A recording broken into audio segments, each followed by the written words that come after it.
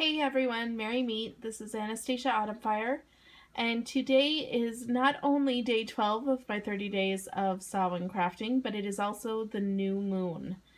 Um, the new moon in Libra on top of that. The new moon has always been special to me, as I've said before. Waning into dark into new moon is my most energetic time. I seem to get really charged. I have my I seem to have a spike in creativity, a definitely a surge in being able to communicate with the goddess, and all sorts of fun stuff. I shouldn't say most people, but a lot of people that I speak with oftentimes have that same kind of feeling or jolt during the waxing into the full moon stage, and I'm kind of opposite there. So this is definitely my time of the month. I love the new moon. I love the idea of new beginnings and potential and possibilities being around the bend. And I also find that very, very keyed in to the energies of Samhain. Libra, of course, for me, represents a lot of balance, a lot of taking stock in what you have going on and kind of adjusting it to what you need and what will serve you to aid in gaining your balance. So I definitely think this is a great time for working with Samhain energy. And on top of all of that, I have a personal tradition where every new moon I use that time to I shouldn't say every new moon, the first new moon after the previous Sabbath is my time to usher in the next Sabbath season. So Mabon was on September 23rd. This is the first new moon after that, so now officially for me it is Samhain season. I have kind of given it an early send-off because of my 30 days of Samhain crafting, but officially today I welcome it in. And that leads us to tonight's craft, which is staring at you. Tonight's craft is my Hail and Welcome Samhain Spell Skull. This is an idea that I actually had a couple of months ago. I was trying to think of an idea of a spell or a working that I could do for a friend of mine who is from Savannah, Georgia, and he has this great love for New Orleans crafting, so the hoodoo, the voodoo, all that kind of stuff. He has this kinship with it, and he's not a practitioner, but he loves the crafts that can come from it. So I was kind of working with that idea, and the concept of a gree-gree bag came up to me, and I absolutely adore the idea of a gree-gree bag. That might sound a little too warm and fuzzy, but I like the symbolism of it. I like the idea that you're creating this spell that becomes a living spell. I just love that. You have to nourish it. You have to feed it. You have to kind of mother it in a way to keep it healthy and keep it active. I absolutely love that. And so I had this idea for a spell skull because I wanted something in the idea of a gree-gree bag, but something a bit more tangible. And the body of this is actually a paper mache skull that I got at Michael's. I worked with a lot of these for my wedding.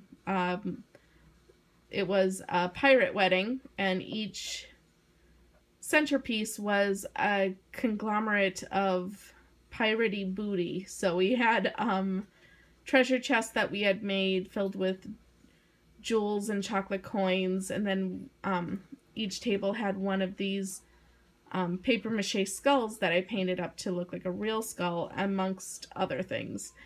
And so I knew that there were these just blank paper mache skulls that I had but could also buy at Michael's. And I could paint up for whatever spell I was working. And then the idea came to, as the paint dries, to sprinkle herbs or crystals or what have you onto the paint as it dried, kind of creating this living spell of sorts. To further hone in spell workings, I actually wrote a spell, in this case an invocation for Samhain, onto the skull, the back of the skull. And then on the bottom, I'm trying to do this without knocking off the candle. On the bottom in the witch's alphabet, it says, "Hail and welcome Samhain." On the white candle itself, it also says in the witch's alphabet, "Hail and welcome Samhain." And then I have the symbol for the goddess, the god. I had a symbol for the good folk, but it kind of got, as well as the elements, and it kind of got eaten up by the melty wax as I adhered it to the skull. So the idea of this is we have the herbs, we have color correspondences. Let me just go into a bit of detail on this. So I decided to paint it half and half. This is very symbolic to me. It really corresponds with my with the two deities that I work with, Hel and Cernunnos. Both of them are very much a dual aspect. And for Hel herself, a lot of depictions show her cut straight down the middle, half skeletal or corpse and the other half maiden. And so when I was kind of designing how the painting would go on this, I went through all sorts of ideas, and the one that I really liked was this simplistic idea of half black, half orange. Now I know black and orange is really connected to the secular Halloween. Personally, and again, personal does not mean anyone else needs to share my thought, doesn't mean that anyone should share my thought. It simply is my own thought process. But when it comes to Halloween, I think everyone knows there is a magic behind it. It is very easy for people to dismiss it and say, oh, it's all about candy. Oh, it's all about costumes. Oh, it's all about scaring. But the reality is, it is so ancient. And there is so much about it that we still it is unknown in and of itself as a Sabbath. It is so completely and utterly unknown and mysterious to us. And I think even if you are, you're an atheist, you're a Christian, and anyone who is not on a paganistic spiritual path per se, you can still feel the magic in the air on Halloween. So even if you don't recognize, even if you don't recognize or celebrate or have any dealings with Samhain, Halloween as a holiday is still very spiritual, in my opinion. You can't help but feel the veil thinning. You can't help but smell the difference in the air. I say there's a certain smell where I will say it smells like Halloween, and it's this magical and entrancing scent, and it only comes around Halloween.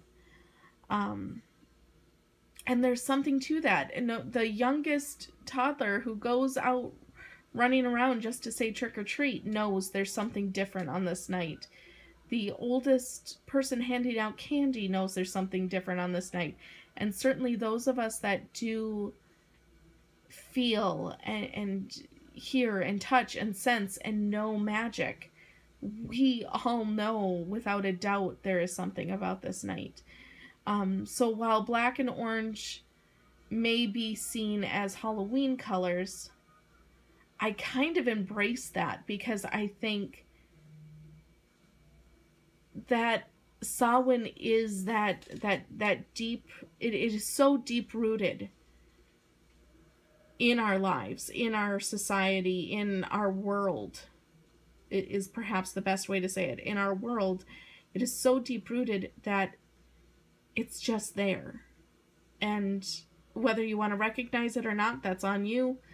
But black and orange is more than just a superficial holiday about candy. Black represents death. It represents decay. It represents release, banishment, protection. It's the letting go aspect. It is the change. It's everything that we were, so to speak. And then the orange represents the color of the season. It's the sunset, which I find very symbolic because it is it is the setting of the god. You know, he's already been hurt, he's already bled and been sacrificed, and now he goes to the underworld to, or aids in the goddess in her underworld duties by rounding up those souls and heralding them to, not heralding them, but shepherding them to the underworld. And it's in the same breath, it is also the color of energy. I think the idea that death is an end is so ridiculous. It isn't. It's a transformation of energy. It's going from one existence to another, from one plane to another. That energy remains. It's still working, just in a different way. It's the color of happiness to many, and certainly this season brings a lot of happiness to us because we're finally able to say, you know what, that was last year, we need to embrace the new year. And we're able to look at things that serve us and that which doesn't serve us, and pick and choose what we're going to carry into our new year. We really can take this opportunity to be reborn in a sense. And I think the orange beautifully represents that. So the pairing of black and orange, although it may look hokey, although it may look kiddish or Halloweenish, for me, it is very sacred and very spiritual, and I couldn't think of a better representation. Originally, I had planned on doing one side black, one side orange, and then painting and doing some designs in black on this side and the opposite color, so the orange on this side, kind of the same thing. And then I thought, okay, well, no, I'm just going to do an orange raven on the black side and then a black deer head on the orange side to represent Hel and Cernunnos. And then as I was kind of sitting down and planning it out and working with it, it felt like it needed to be a spellcraft in and of itself. It's to usher in Samhain.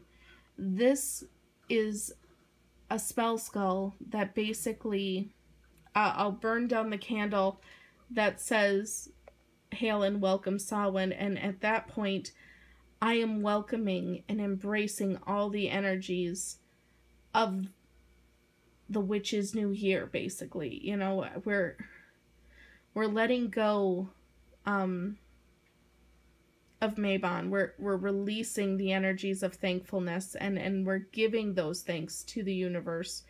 And now we're looking forward, and what can we keep? What can we let go of? What do we maybe need to banish if it is toxic or extremely negative?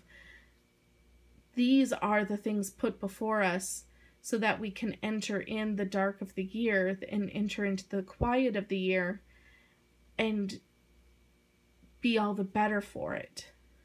And so the idea is the candle will burn down, igniting the words, setting them to their workings, basically activating the spell. And then as the candle burns down and the wax kind of just pools here, I will add a clear quartz, an onyx, a carnelian, and an amethyst for Lord, Lady, elemental spirits, and good folk.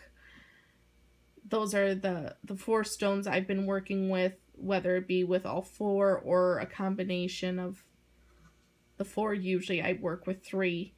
But I am going to use all 4 in this project, so once the wax burns down and it's still a little wet, I will put in those 4 stones into the wax, just to kind of work with continually charging and activating the spell.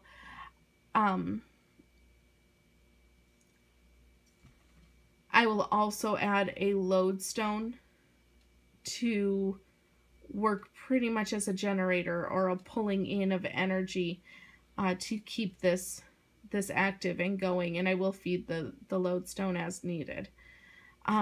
So basically at that point we have herbs, we have color, we have symbolism, we have a candle, and we also have an invocation that is, sorry, I'm trying to pick this up, that is written on the back. I did choose gold again to kind of work in that energy aspect.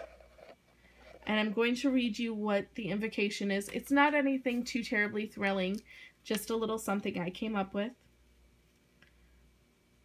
Welcome, Samhain, welcome all. We greet you warmly as leaves fall. With the love of the goddess in her crone stage, we open our arms to you and embrace your change. We bow to you with the honor of the Lord. We offer up all abundance that we can afford. In remembrance of the spirits and good folk this night, we light our candles and let them burn bright.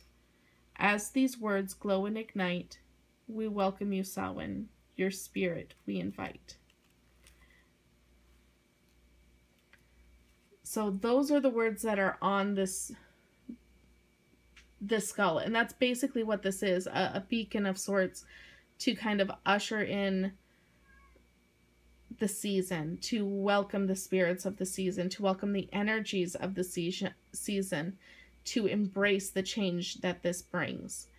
And then on Samhain night, around a bonfire, being that this is paper mache, I will be able to throw the skull into the fire as an offering and release the spell and all the good vibrations out into the universe. So that is my plan. I am going to light the candle and let it burn. If you were to try to do something like this with paper mache, please keep in mind paper mache is very flammable. It is, you know, just basically cardboard. It's a bunch of paper hard dried into a formation. So if you're doing something like this, you have to watch your spell candle as it burns down. If it starts to get too low and it's burning, maybe snuff it out, put it out with your fingers, what have you, and call it good. You don't want to set your house on fire, basically. So that is my one disclaimer for this craft. But with that, I'm going to light the candle and let it burn down and kind of continue to pray and do honor to the spirits of Samhain and welcome them in. I hope you enjoyed this show and tell, basically. If you have any questions, I'm sorry, I know I was kind of rambling and all over the place. There's for it being a relatively simple craft, there was a lot of symbolism that went into this, so if I missed something, please call me out and let me know. Please like and subscribe, comment, whatever. It's all welcome. Thank you for watching. Many blessings tonight, and I'll see you tomorrow. Night, guys.